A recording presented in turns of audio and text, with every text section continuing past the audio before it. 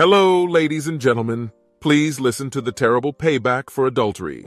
My name is John, and I have a feeling that my wife Sarah is being unfaithful. I understand that it might seem like a typical scenario, but the evidence is too significant to overlook. It all began a few months ago when she started returning home from work much later than usual. Initially, I didn't give it much thought, but as time passed, her explanations became more implausible and harder to accept. Whenever I attempted to bring it up with her, she would become defensive and accuse me of not trusting her. I didn't want to be the possessive, suspicious husband, so I attempted to disregard it. But then, I began to observe other unusual behaviors, such as her reluctance to let me see her phone and computer as if they held a significant secret. She also started dressing up and wearing more makeup for work, which was unusual for her. One night, I couldn't bear it any longer, so I confronted her about it. I asked if she was seeing someone else, and as expected, she denied it. However, I could sense her dishonesty by the way she avoided my gaze. That's when I decided to conduct my own investigation. I loathed the idea of spying on my wife, but I needed to discover the truth. I began monitoring her movements and examining her phone and computer when she was not present. It didn't take long for me to uncover what I was searching for. I discovered text messages and emails from a man named Mark, whom she had been seeing for several months. I was shattered. All the late nights and excuses suddenly became clear. I felt foolish for not noticing it sooner. I confronted her once more, equipped with the evidence, and this time, she couldn't deny it. She broke down and confessed to everything. She claimed that it was unintentional and that she still loved me. But I was unsure if I could believe her anymore. I was left to deal with the aftermath of her deceit. I didn't know if I could forgive her or trust her again. My entire world had been upended, and I never imagined that something like this could happen to me. It seems that you never truly know someone until you catch them in a falsehood. Divorcing my wife was not a decision that I made lightly.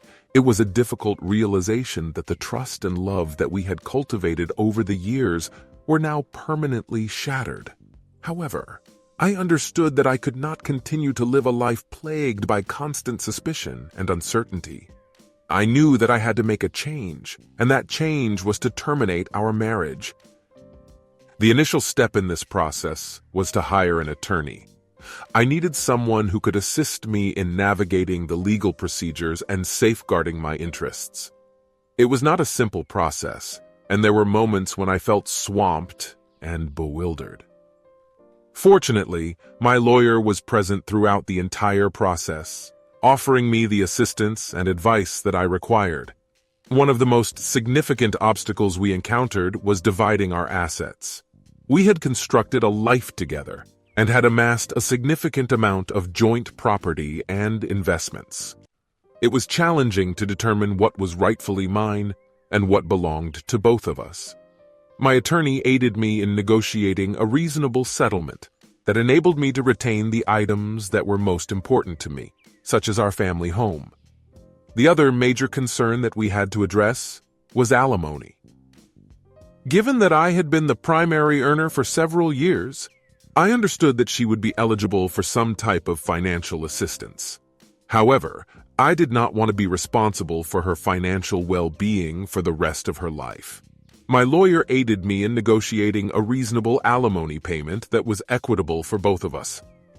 The divorce proceedings were emotionally draining. There were moments when I felt like abandoning the process, but I knew that I had to persevere. I couldn't let my wife's infidelity determine my future. It was a painful process, but I understood that it was imperative to move forward. Ultimately, after several months of negotiations, we reached a settlement agreement. It was a bittersweet moment. On the one hand, I was relieved that the legal process was finally over. On the other hand, I recognized that the conclusion of our marriage was now a reality. The initial few weeks following the divorce were difficult. I felt disoriented and solitary. I had spent so many years with my wife, and now she was gone. But gradually I began to regain my sense of self. I started to concentrate on my interests and hobbies. After joining gym, I began to paint and volunteer at a nearby animal shelter. Although I still experienced moments of sadness and loneliness, I recognized the emotional toll the divorce had taken on me and understood that healing would take time. Despite this, I was confident that my decision to move forward was the correct one. Taking charge of my life and future, I gradually began to reconstruct my world. I formed new friendships, resumed dating, and pursued fresh career prospects. Although the divorce was challenging, it also presented me with new opportunities. I discovered that I could experience happiness and satisfaction independently. As I reflect on the divorce, I appreciate this experience. While it is not a situation I would want anyone to face, it provided me with valuable lessons about myself and life. I learned that making tough choices is often necessary to progress in life. It showed me that existence is unpredictable, and we must be ready to confront any obstacles that arise. To conclude, the decision to divorce was difficult, necessitating significant emotional and financial commitment. However, it was the best choice for me, allowing me to rediscover my self-worth and self-respect. I now feel confident in facing the future. Following the divorce, I attempted to move forward with my life as best I could. Although I dated several women, nothing serious developed from those relationships. I immersed myself in my work and hobbies, endeavoring to live each day to the fullest. However, a persistent sense of pain, betrayal, and anger lingered in the back of my mind, refusing to dissipate. One day, without warning, my ex-wife called me. I hadn't communicated with her in months, so I was taken aback by her voice on the other end of the line. "It's me," she said. "I wanted to talk to you," she said. I hesitated, unsure of how to respond, but eventually replied, "Okay, what about?" Her voice breaking, she whispered, "I need to tell you that I'm ill." My heart plummeted. "What kind of illness?" I inquired. "I have the same virus as the man I was intimate with," she stated. "It's AIDS. The doctors predict it's fatal and that I have only a few months to live." I was speechless, taken aback by the news. A wave of emotions flooded over me. Sadness, anger, and disbelief. One part of me yearned to hang up the phone and never speak to her again, but another part felt a sense of responsibility. After all, we were married for more than a decade. "I'm sorry to hear that," I stated in a cold and distant tone. "But what does this have to do with me?" "I just wanted you to know," she responded, "in case you want to visit or something." I took a deep breath. "I appreciate you telling me, but I don't believe there's anything left for us to discuss. You were unfaithful and you ruined our marriage," I stated. "I can't forgive and forget simply because you're ill now." A lengthy silence ensued, during which I could hear my ex-wife's breathing, which was ragged and uneven. "I understand that I hurt you," she whispered, "and I'm sorry. I never intended for things to end up this way, but I hope you can find it in your heart to forgive me." I shook my head. "I'm not sure if I can," I replied. "I need some time to process everything." "Okay," she responded. "Just don't forget me, please. I need you now more than ever," she pleaded before I hung up the phone, feeling drained and bewildered. I was at a loss as to what to do. A part of me wanted to visit my ex-wife and try to reconcile, but another part of me was still overwhelmed with anger and bitterness. For the following days, I couldn't cease thinking about my ex-wife and her condition. I felt remorseful for not being more empathetic and for not being present when she needed me. However, I also sensed that I couldn't disregard all the pain she had inflicted on me. After some thought, I resolved to visit my ex-wife. I drove to the hospital where she was admitted, sensing anxious and uneasy. I was unsure of what to anticipate or what to express. Upon arriving at her hospital room, I discovered her lying in bed, connected to a variety of wires and tubes. She appeared pale and frail, but she managed to smile when she saw me. "I'm happy you came," she uttered. "I wasn't certain if you would." I settled into a chair beside her bed, still grappling with mixed emotions. In the weeks that followed, my schedule was packed with visits to the doctor, undergoing various tests, and seeking consultations. It was important for me to confirm that I was healthy and hadn't contracted the same illness that my former spouse was currently battling. Fortunately, the results turned out negative, which brought me a huge sense of relief. However, I couldn't help but feel a tinge of sorrow and compassion for my ex-wife. I couldn't fathom the pain and suffering she was enduring. Shortly after, I received a phone call from her, and the sound of her voice was frail and defenseless.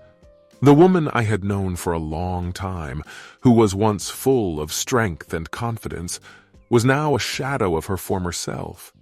She informed me that she was hospitalized due to her illness that had worsened, and the doctors were uncertain about her chances of survival. Hearing this news left me feeling both shocked and sorrowful. Yet I couldn't help but feel a sense of disappointment and resentment towards her. She pleaded with me to visit her in the hospital and be by her side. She expressed her need for my presence and expressed regret for everything she had done. However, I couldn't find it in my heart to do so. After all the pain and suffering she had caused me, I couldn't bring myself to forgive her. I believed that I had to protect myself and maintain my distance. As time passed, I received little information about her condition. Then, one day, her sister called me to deliver the heartbreaking news that my ex-wife had passed away. The news came as a shock to my system. Despite our divorce, I still harbored feelings for her, and the realization that she was no longer with us was difficult to accept. Her funeral was a somber affair, attended by her family, friends, and a few of our mutual acquaintances. Being there felt awkward, as if I was an outsider who didn't belong, but I stayed out of respect for her memory. As I watched her casket being lowered into the ground, I experienced a sense of finality. It was finally over, and I felt a sense of closure. The agony, the heartbreak, and the sense of betrayal were all things of the past. I was aware that it was time for me to move on, to release myself from the past, and begin a new chapter in my life. And so I did. I started to concentrate on my career, and I discovered that I was enjoying my work more than ever before. Additionally, I began dating again, something that I had been avoiding for quite some time. Although I met some fascinating women, none of them had captured my heart until I met Anna. Sarah was unlike anyone I had ever encountered. She was compassionate, nurturing, and encouraging. She listened to me, challenged me, and rekindled my passion for life. From the instant we met, I knew that she was the person I'd been searching for. Before long, we began dating seriously, and I found myself falling deeply in love with her. I was certain that I wanted to spend the rest of my life with her, and I was elated when she expressed the same sentiment. We became engaged and opted for a small, intimate wedding, surrounded by our dearest friends and family. The day was a splendid one, brimming with affection, amusement, and bliss. I was certain that I had eventually discovered contentment, and I cherished every minute that I spent with Sarah. Upon reflecting on my voyage, I came to the realization that often the most challenging encounters can result in the most exquisite consequences. The anguish and distress of my divorce had introduced me to Anna, and I was certain that I would have never crossed paths with her if I had remained with my former spouse. Ladies and gentlemen, thank you for listening to this story. Subscribe to my channel, and I will delight you every day with a new story. Bye-bye.